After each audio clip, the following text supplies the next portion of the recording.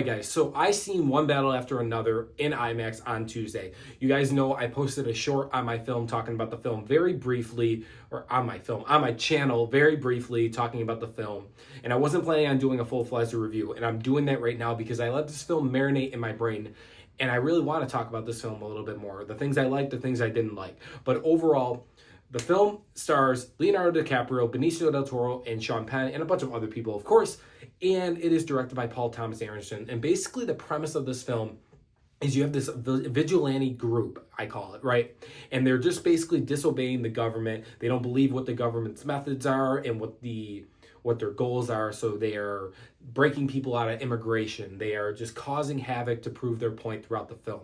And you have our antagonist in the film, Colonel Lockjaw, played by Sean Penn, who basically gets in the mix of all this and the drama between Leo's character, which is Bob Ferguson, and his daughter and his wife. So let's talk about this film. There's going to be some spoilers. I'm just going to talk blatantly obvious about what I liked, what I disliked about the film. So I'm going to get out there with what I disliked first.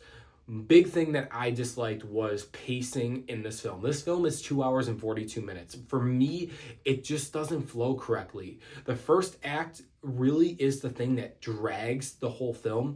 Basically, they open up with more or less a backstory style thing that goes on for a little bit too long. In that sense, we finally get into the meat of the film in the second and the third act. I really think that pacing really kills the film in that sense throughout the first act specifically, and a little bit of the second act, probably the first half of the second act, if that makes sense. With that being said, though, too, some of the story beats weren't clicking for me in the beginning, like the first time I watched it, but after I started to think about it, realize it, let it marinate in my brain, they started to kind of mesh well pretty much together. The film, like I said, is basically about how both sides are extreme, whether it's the left or the right. And it is a political film. And I won't lie to you guys, I'm not a fan of political films or films that push agendas, whether they're pushing the left or the right side. I don't like films like that. I'd rather just have a film that has something to say that's not trying to divide anybody in that sense. So for me, knowing that it's a political film, that was kind of a turnoff in the beginning, but overall, I really did respect the message that Paul Thomas Anderson was doing, where it's showing both sides, whether you're the right or the left. There are literally extreme volumes on each side that aren't good, which I really respect. So with that being said, letting that marinate a little bit, it kind of shifts away from being a con and more to a pro. Now, let me talk about my second con in the film, and then we're going to get into what I really did like about the film. My second con is the score. Now, I know a couple of people on my short, after I released that, and people were saying like, oh, well, if you listen to the score a little bit more, it kind of does match up well.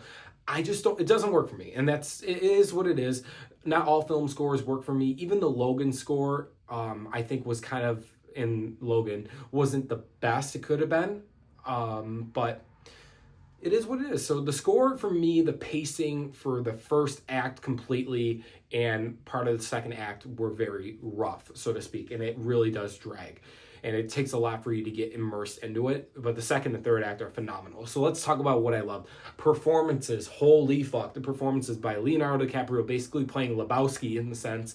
I thought he did a phenomenal job. He's great in anything he's in. Even the movie that I didn't like that much, Killers of the Flower Moon, he's good in that too as well. I love me seeing some Sean Penn, even though he's aged a fucking shit ton.